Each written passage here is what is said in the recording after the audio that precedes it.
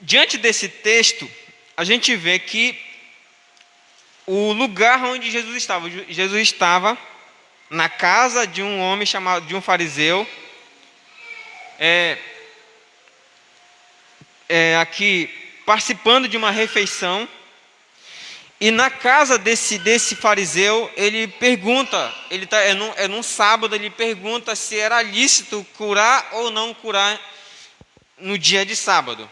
E aí o texto diz que essas pessoas ficaram caladas. Então, olha só, a partir do versículo 1, então assim, a parábola foi dita para responder à observação de um dos convidados. Então Jesus, a partir do versículo 7, ele vai falar sobre a parábola sobre os primeiros lugares, do versículo 7 até o versículo 14. Lá no versículo 14 assim: e serás bem-aventurado, pois eles não têm com que retribuir, a tua retribuição será na ressurreição dos justos. Então vamos tentar nos localizar aqui. É sábado, e Jesus está na casa de um fariseu, participando de uma refeição, e na casa desse fariseu tem um homem que, segundo a minha Bíblia Sagrada aqui, ele sofre de uma hidropisia, tá? Hidropisia. E aí Jesus lhe pergunta se era lícito curar ou não curar no sábado, né? E aí Jesus cura esse homem no dia de sábado. Diante desse episódio, Jesus vai contar a parábola sobre os primeiros lugares do versículo 7 até o 14. Quando chega no versículo 15, uma das pessoas que estava dentro da casa diz assim: ao ouvir isso, um dos que estavam com ele na mesa disse: bem-aventurado aquele que come pão no reino de Deus. Ou seja, após observar a parábola que Jesus conta do versículo 7 até o versículo 14, esse homem diz assim: bem-aventurado aquele que come pão no reino de Deus. E aí, para responder essa observação desse homem, Jesus vai contar uma outra parábola, tá? Uma outra parábola, que é a parábola do grande banquete, tá? Que é a parábola do grande banquete. E aí vocês vão lá para o versículo 15 até o versículo 24. Então vamos aqui nós deter a parábola. Então olha só. A parábola, irmãos, a parábola descreve Deus como um certo homem que deu um grande banquete e convidou muitas pessoas, tá? Então a parábola, ela descreve Deus como um certo homem que deu um grande banquete e convidou muitas pessoas. Mas as primeiras pessoas que foram convidadas, elas recusaram o convite e deram as suas devidas desculpas, tá? As suas devidas desculpas. Então vamos continuar aqui. Primeiro ponto que devemos observar no texto: a provisão, ou seja, a organização do grande banquete. Então, os homens de posição e influência no Oriente Médio enviavam 2 convites para uma festa que já fora planejada. Isso aqui é importante você observar. Toda pessoa, no contexto do Oriente Médio, na época de Jesus, uma pessoa que organizava uma festa, organizava um jantar, um almoço, quando ele tinha a vontade de convidar as pessoas, primeiramente ele enviava uma carta avisando que no dia tal, do mês tal, ia haver uma festa. E aquela pessoa estava sendo convidada e ela devia se preparar para naquele dia estar pronta para ir à festa. Então era feito 2 convites. O primeiro era um convite e o segundo era uma intimação, tá? Então, como que se eu fizesse o jantar em casa, eu já programei esse jantar em casa, e agora eu vou enviar hoje no nosso dia não é uma carta, né? Eu enviaria uma mensagem de WhatsApp para cada irmão, dizendo assim: olha, prezados irmãos, no sábado nós teremos um almoço em casa, e vocês devem vir preparados para almoçar em casa. Então vocês estão cientes de que vai haver um almoço. Quando chegasse no dia de sábado, no sábado de manhã, vocês iam receber uma outra mensagem, mas não mais avisando, mas intimando vocês a deixarem tudo que estavam fazendo para se comparecer naquele almoço. Tá? Então você tinha que deixar tudo que estava fazendo para se comparecer naquele almoço. Então Deus como o Senhor, como esse homem que organiza esse grande banquete, ele também, irmãos, adiantando aqui alguns pontos, ele também enviou o seu convite para as pessoas. Então vamos lá, versículo 16, diz assim, ó: Jesus, porém, disse: certo homem ofereceu um grande banquete e convidou muitas pessoas. Tá? E aí vem a pergunta: quem eram os muitos? Quem eram os muitos? Quem eram os muitos convidados pelo Senhor da casa na ceia? Não há dúvida de que o chamado se refere em primeiro lugar ao povo judeu. E aí no versículo 17 assim: na hora do banquete mandou o seu servo dizer aos convidados. O servo, no versículo 17, que saiu com o primeiro convite, simboliza os profetas que Deus enviou para anunciar aos judeus a chegada do Messias. Por que nós devemos entender essa parábola primeiramente para um contexto judaico? Por quê? Porque Jesus está num sábado dentro da casa de um fariseu, e nesse dia tem os doutores da lei e tem os fariseus. Então olha só, irmãos, primeiramente Deus ele enviou o seu servo. Quem são os seus servos? Os profetas. Os profetas vieram anunciando da chegada do Messias. O último profeta que foi enviado por Deus para anunciar a chegada do Messias foi João Batista. Tá? O ministério profético termina com João Batista. João Batista chegou anunciando uma palavra assim: arrependei-vos que é chegado o reino de Deus, né? Eu batizo vocês com água, né, para o arrependimento dos vossos pecados, mas vem aquele que é mais poderoso do que eu, e batizará vocês não só com o Espírito Santo, mas também com fogo. Mateus capítulo 3, versículo 11. Então, quem são esses muitos? Esses muitos simbolizam os judeus, os fariseus, os saduceus, os doutores da lei. E Jesus, Deus enviou os seus profetas para anunciar a chegada do Messias. Você vai entender isso aqui para frente. Então o segundo chamado, ele ocorre devido os judeus rejeitarem o Cristo. E pelo fato de recusarem, é tirado o direito de se assentarem à mesa da mesa. Sendo assim, o convite é lançado aos gentios. Queria que vocês acompanhassem comigo aí um texto em Lucas capítulo 8, versículo 10. Lucas capítulo 8, versículo 10.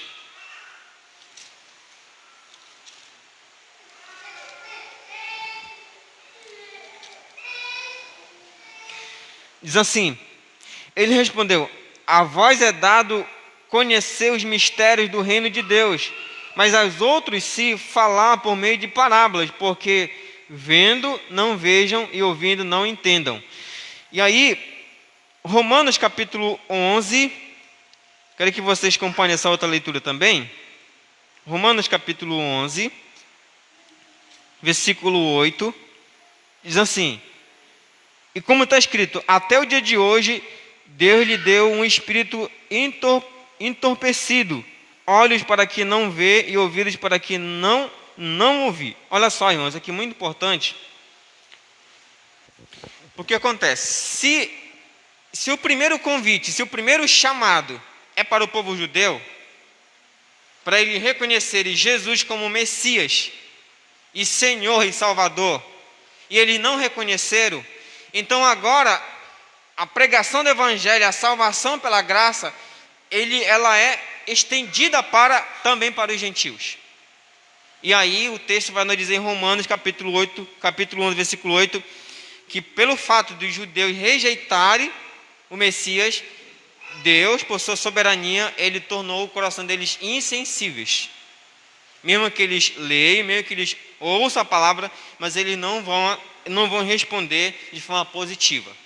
Então, recapitulando aqui para você entender. O homem da parábola é Deus. O primeiro público da parábola são os judeus. os servos são os profetas que vieram anunciando a salvação, e aqueles que rejeitaram são os judeus que rejeitaram o Messias, tá? Rejeitaram o Messias. Então vamos lá. Versículo 18. Deixa eu voltar aqui o texto. Versículo 18 do capítulo 14. Lucas 14, 18. Assim. Mas todos eles começaram a dar desculpas. Disse-lhe o primeiro: comprei um terreno e preciso vivê-lo e peço que me dispense.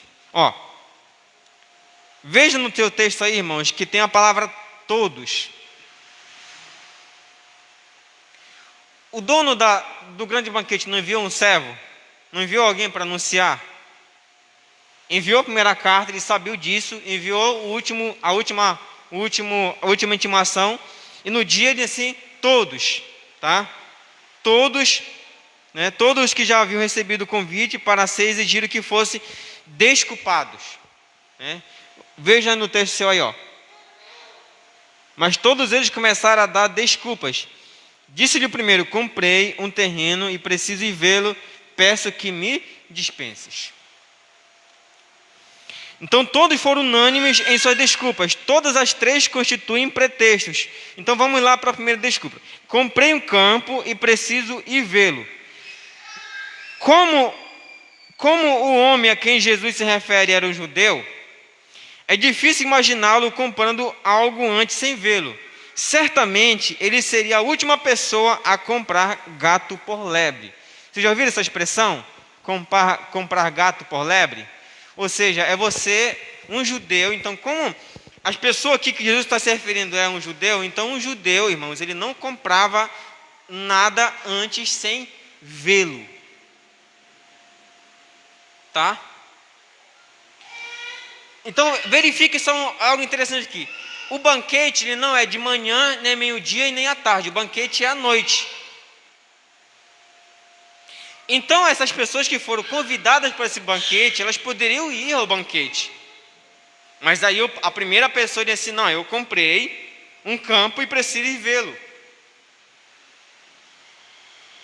Mas quem é que, ou seja, como eu falei aqui, como é que um judeu que não compra um gato por lebre, que não compra algo sem ver, como é que ele vai comprar um terreno sem antes ver? Se antes realmente verificar se essa terra ela vai produzir algo.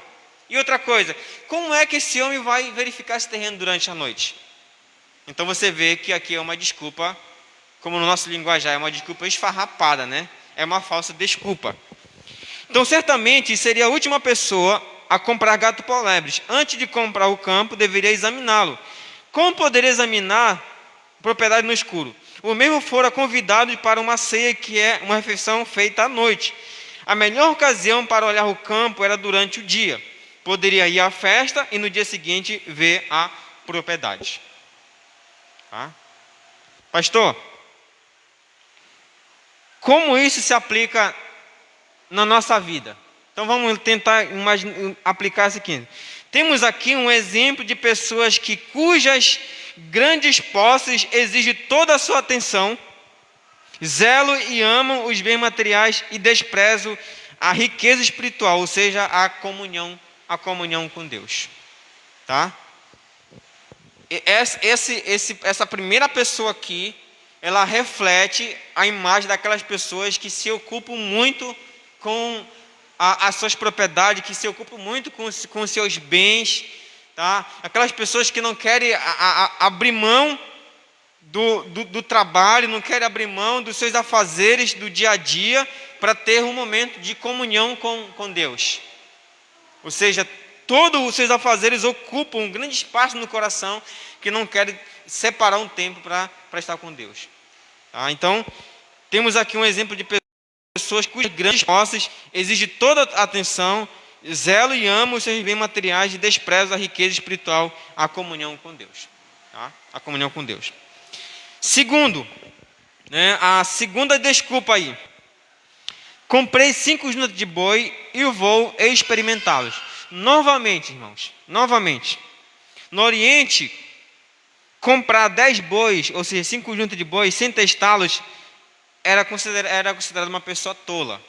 Ou seja, como é que uma pessoa vai comprar umas 5 juntas de boi, que seriam 10 cabeças, seriam 10 bois, e ia testar esses bois à noite?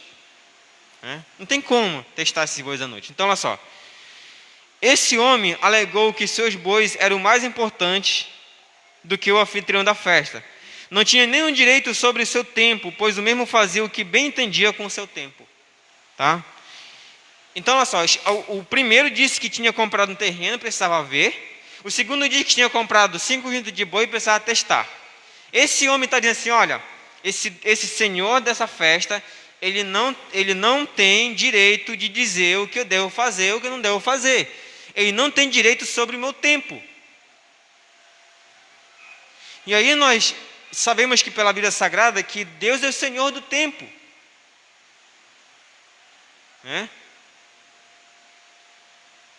Quantas e quantas vezes a gente diz assim, o tempo é meu, a vida é minha, eu faço aquilo que eu bem entendo da minha vida, faço aquilo que eu bem entendo do meu tempo. Se sobrar tempo, eu separo essa migalha para Deus. E aí, irmãos, a gente quer receber as bênçãos de Deus, a gente quer ser amado por Deus, mas a gente não coloca o reino de Deus em primeiro lugar na nossa vida. Nós fazemos como esses homens aqui, nós damos desculpa de assim, não, eu preciso ver minhas posses, eu preciso gastar um tempo aqui com essa junta de bois que eu comprei. Então a gente muitas vezes preza mais os objetos, preza mais os animais, entendeu? E não tira um tempo para estar com o Senhor, para ter comunhão com Deus. Então, como é que... Oi, som.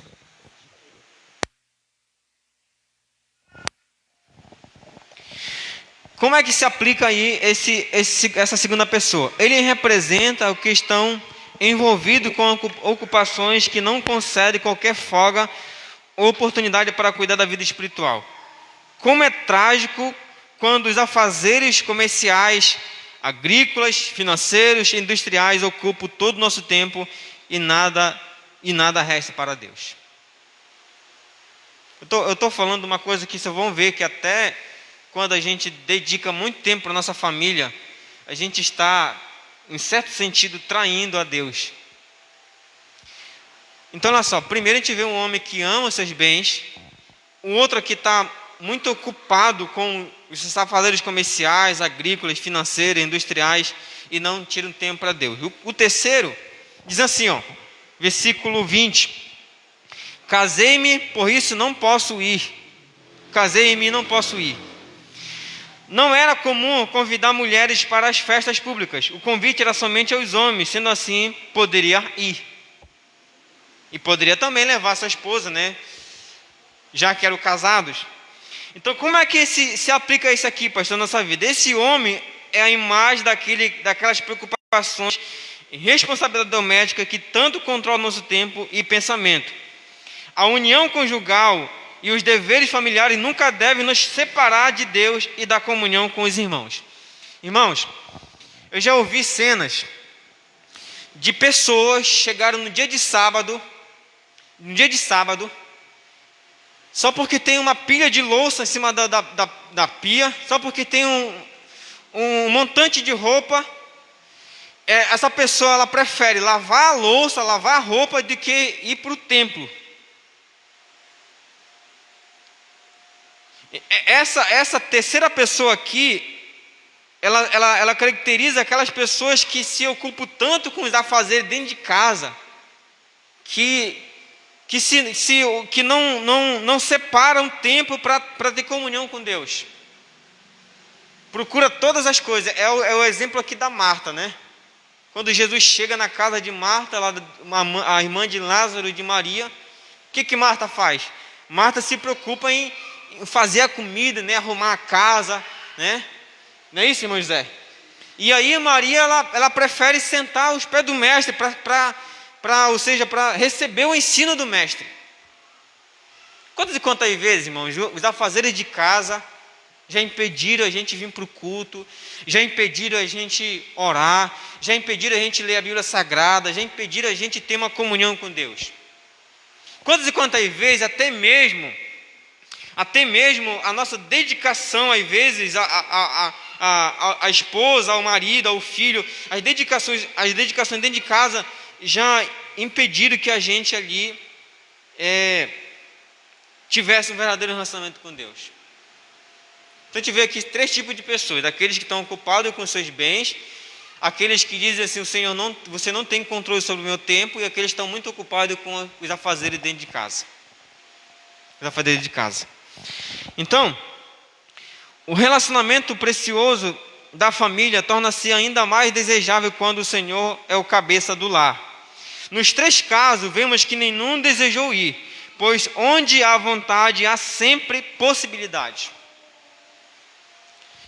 Irmãos, quando nós queremos algo, a gente faz de tudo para conseguir aquilo. Então eles não queriam ir realmente, pois todos expressam o mesmo sentimento de estar mergulhado nos seus interesses, também de estar satisfeito com isso. E aí, a gente viu as 3 desculpas. A partir do versículo 21, você vai ver que o dono da casa, ele ficou irado. Olha só, versículo 21. Vamos voltar aqui o texto. Diz assim, 14. O servo voltou e contou tudo a seu senhor. Então, indignado, ou irado, o dono da casa disse ao servo: sai depressa para as ruas e becos da cidade e trazem aqui os pobres, os aleijados, os cegos e os mancos. Eu sei que vocês vão lembrar que tem uma passagem na Bíblia que diz assim, que quando você entrar na casa de alguém para levar as boas novas, e essa pessoa ela não receber bem ou rejeitar, tem que bater a poeira da sandália, né? E ir embora, né? É isso que acontece aqui, ó. Jesus manda os seus servos, os profetas. Eles anunciam a chegada do Messias para os judeus não reconhecem Jesus como o Messias, como Deus, e por causa desse ponto, o Evangelho agora ele se estende para os gentios. Então, olha só, o dono da casa naturalmente ficou irado, quando recebeu a notícia de recusa dos convidados, e resolveu que outros deveriam tomar o lugar dos mesmos. Em relação aos primeiros que foram convidados, o dono da casa decretou, versículo 24, pois nenhum daqueles que eu convidei primeiro provará do que eu tinha preparado para eles. Perderam o direito de comer pão no reino de Deus. Ó, Deus não aceita desculpas. Deus não aceita desculpas. A expressão irado ou indignado tem o sentido de provocou sua ira. Isso faz pensarmos no desprezo de Deus para com aqueles que negam o seu chamado, que lhe insultam, lhe afrontam. Devemos ficar conscientes do que significa o pavor de cairmos na mão de Deus. Um autor chamado Jonathan Edwards, ele escreveu um sermão chamado Pecadores na mão de um Deus irado.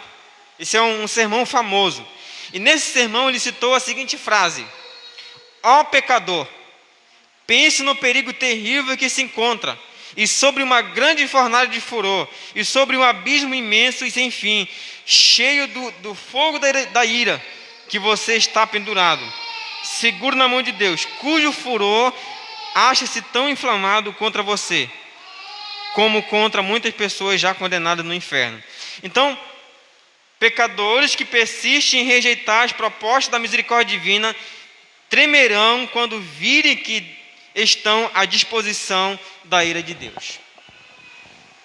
Isso aqui nos ensina algo importante, irmãos. Quantas e quantas vezes Deus já bateu na porta do nosso coração, nos apresentando a sua misericórdia, a sua graça, o seu amor, e a gente já diz: Senhor, aquele clichê, né? Assim, quando eu me formar, quando eu tiver uma casa, quando eu tiver um emprego, quando eu estiver bem de vida, aí eu vou para a igreja. Quando eu tiver tudo, aí eu vou voltar para a casa do Senhor. Uma outra fala assim: quando eu vou curtir um pouco no mundo ainda, quando eu tiver curtido tudo lá, e eu vou voltar para a casa do Senhor. E aí Deus continua mandando os seus servos. As pessoas continuam falando, convidando essas pessoas para participarem da ceia, para participar do reino de Deus. E as pessoas continuam dando desculpas, dizendo: não, eu preciso ainda cuidar dos meus bens, eu preciso ainda viver um pouco do meu tempo no mundo, eu preciso ainda cuidar das minhas coisas aqui dentro de casa. Quando eu terminar isso aqui, aí eu vou sim seguir a proposta de Cristo. E aí, essas pessoas, elas estão suscitando a ira de Deus. Chegará um dia, irmãos, que todos aqueles que rejeitaram a proposta de Deus, todos aqueles que não abraçaram a misericórdia de Deus, todos aqueles que não abraçaram a graça de Deus, eles vão tremer diante de Deus. Eles vão dizer assim: era para me ter aceitado enquanto ainda tinha tempo. Então, você vê que o texto diz que nenhum daqueles que foram chamados primeiro, eles agora tinham o direito de provar do banquete. Versículo 17, 21 diz assim: no primeiro chamado que foi rejeitado, o convite era simplesmente: vinde. Olha só, veja aí no versículo 17 do seu texto aí, irmãos. No primeiro chamado, no versículo 17 do capítulo 14, diz assim: na hora do banquete mandou o seu servo dizendo aos convidados: vinde. Chega com ele esse vinde. No segundo chamado, é necessário uma ajuda, porque lemos assim: trazer-o aqui. Em seguida, para o terceiro grupo forçai-os a entrar. Forçai-os a entrar. O primeiro chamado representa a salvação oferecida aos judeus, mas rejeitaram o Salvador. O segundo chamado foi aos pobres, aleijados, mancos e cegos, que viviam nas ruas e nas vielas. As vielas eram caminhos estreitos entre as casas dos pobres. Eram as pessoas que simbolizavam os pecadores, as meretrizes, as pessoas gentílicas que eternamente... Então, olha só, depois que os judeus eles rejeitaram o chamado de Jesus, a graça agora se estendeu aos pobres. E esses pobres, irmãos, eram as pessoas desprezadas pela sociedade. Eram as pessoas que não tinham valor. Eram as pessoas que viviam nos becos, nos valados. Eram as prostitutas, eram os bêbados, eram os assassinos. E ele fala um texto assim: trazei-o aqui. A ideia que o texto nos traz é de pega essas pessoas e faça-lhes entrada na minha casa para participarem comigo do banquete. O terceiro grupo aí, foi a uma classe ainda mais baixa: vagabundos e andarilhos, cujos lar eram as estradas e valados. Representam os banidos da sociedade, os quais, por muitas vezes, a Bíblia chama de impuros, cães e pedras. Vocês já ouviram aquela expressão, mano, que na Bíblia assim: se vocês não clamarem, as pedras clamarão? Olha, irmão, isso aqui é muito importante. Quantas e quantas vezes Deus tem batido na porta do seu coração e assim: fulano e fulana, faça a missão, faça meu ID, e você rejeita. E aí Deus levanta outra pessoa. Aí depois você diz assim: nunca eu tenho oportunidade na igreja para cantar, nunca eu tenho oportunidade na igreja para pregar, nunca eu tenho oportunidade na igreja para passar lição bíblica, nunca eu tenho a oportunidade na igreja para fazer nada. Mas você tem oportunidade, Deus te deu oportunidade, mas você rejeitou a oportunidade. Você apresentou desculpas, você colocou empecilhos, e por causa disso Deus foi lá e levantou um que você disse assim: esse cara não era merecedor. E Deus vai lá e resgata uma prostituta, um ladrão, um assassino, e transforma o caráter dessa pessoa, transforma a vida dessa pessoa, e essa pessoa se torna um grande pregador. E depois você vai dizer assim: mas como é que o fulano, né? Olha quem era aquela pessoa ali que, às vezes eu passava para a igreja, via ele jogado na sarjeta, porre, não dava nenhum valor, mas Jesus foi lá e resgatou ele. e salvou e transformou ele. Então, irmãos, quando nós rejeitamos o chamado de Jesus, nós damos desculpas, Deus levanta outras pessoas, Deus chama outras pessoas. Pessoas que estão rejeitando a graça, Deus vai lá e chama outras pessoas, essas pessoas abraçam a graça de Deus, a misericórdia de Deus e se tornam filhos de Deus. É só você ler o texto aí que a gente leu. Assim, ó, o Senhor respondeu ao servo: sai pelos caminhos e atalhos e obriga-os a entrar, para que a minha casa se encha. Para que se encha. Então veja que no primeiro chamado ele só disse vinde. No segundo chamado ele disse trazei-o aqui. E no terceiro chamado ele disse força-os a entrar. Força-os a entrar. E aí a gente conclui aqui dizendo assim: no reino de Deus há lugar para os piores de dentro dos homens. Ninguém é tão ruim que não possa se assentar na mesa real. Às vezes nós imaginamos, irmãos, que um assassino, uma prostituta, um bêbado, um viciado, ele é menos importante para Deus do que a gente. A gente pensa que a gente é mais importante que ele. Mas para Deus ele tem o mesmo valor. E muitas vezes a gente despreza essas pessoas. A gente julga essas pessoas, pensando que nós somos megas espirituais, que nós estamos muitas vezes bem com Deus. Mas Deus olha para o nosso coração, Deus muitas vezes não olha muitas vezes para a nossa aparência, ele olha para dentro do nosso íntimo. E aí quando eu falei, no reino de Deus há lugar para os piores de dentro de todos os pecadores. O texto diz que aonde aumentou o pecado, superabundou a graça de Deus. A graça de Deus. Ninguém é tão ruim que não possa se assentar na mesa real, mas sendo bons ou maus, o único meio de entrar na festa é aceitando o convite: vinde. Vinde. Ninguém, irmão, pode entrar de penetra no reino de Deus. Tem que entrar pelo convite, tem que ser pela palavra. O Romano fala, é ouvir a palavra. A fé vem pelo ouvir. Ouvir o quê? A palavra de Deus. A palavra de Deus. Jesus está chamando dia por dia milhões de pessoas, espiritualmente pobres, meretrizes, desprezados da sociedade, ricos e pobres, com um simples convite: vinde a mim. E todos que aceitam esse convite têm o direito de se assentar no reino de Deus e comer o pão. Segundo, Deus também tem nos chamado a uma vida de renúncia. Porém, temos a responsabilidade, temos apresentado inúmeras desculpas, né? E aí eu faço uma pergunta aqui para mim e para você também: quais são as desculpas que você tem apresentado para Deus? Quais são as desculpas, irmãos, que nós temos apresentado, você tem apresentado? Quais são as desculpas que às vezes eu tenho apresentado para fazer a vontade de Deus?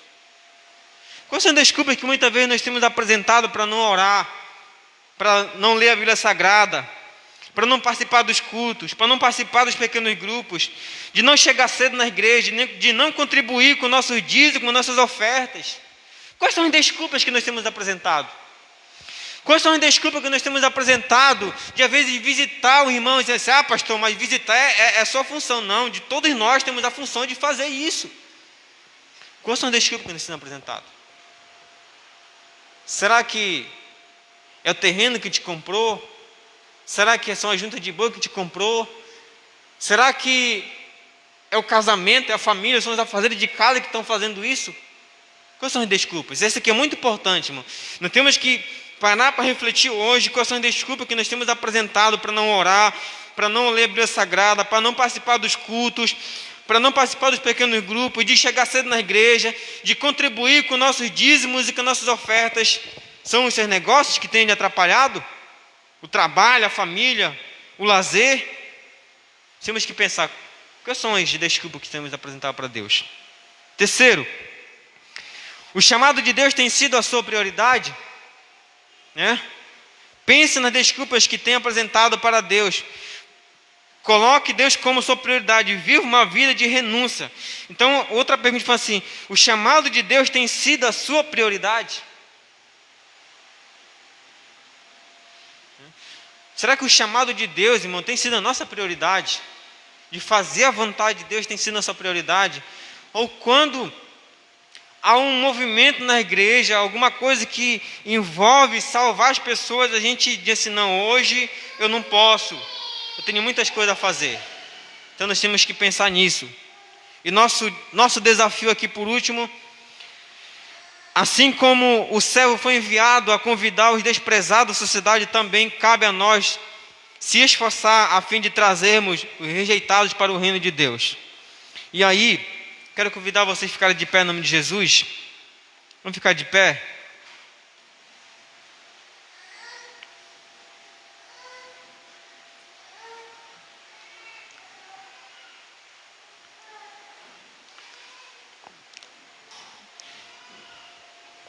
Irmão, nós temos que pensar nisso que a gente falou aqui. Quais são as desculpas que nós temos apresentado para Deus? Lembre-se, Deus não aceita desculpas. Nós temos que saber organizar a nossa vida, o nosso tempo, a nossa família. Priorizar a Deus, priorizar as coisas do reino de Deus. Então o nosso desafio nessa noite aqui é orar que Deus nos ajude a não mais inventarmos desculpas para atender o seu chamado e fazer a sua obra. Orar para que Ele nos ajude a renunciar a tudo aquilo que nos afasta dEle, e também que Ele seja a prioridade da nossa vida. Prioridade da nossa vida. Amém? A gente vai orar nesse momento aqui, pedindo esse: Senhor, se eu, algum momento da minha vida, eu já apresentei alguma desculpa para não fazer a Tua vontade, se eu já apresentei alguma desculpa para não fazer Teu ID, Senhor, eu peço que Tu me perdoe hoje, mas a partir de hoje eu faço uma aliança contigo, que eu não apresentarei mais desculpa para Ti, e eu seguirei o Teu chamado para sempre. Amém? Vamos orar em nome de Jesus? Querido Deus, eu sei que todos nós somos falhos, sei que todos nós temos as nossas quedas, mas Senhor, eu sei que Tu tem nos chamado, Pai, para uma grande obra, para pregar o Teu Evangelho, para Te servir, para ajudarmos uns aos outros. Mas por vezes, Pai eterno, nós apresentamos muitas desculpas, e às vezes essas desculpas são desculpas insignificantes.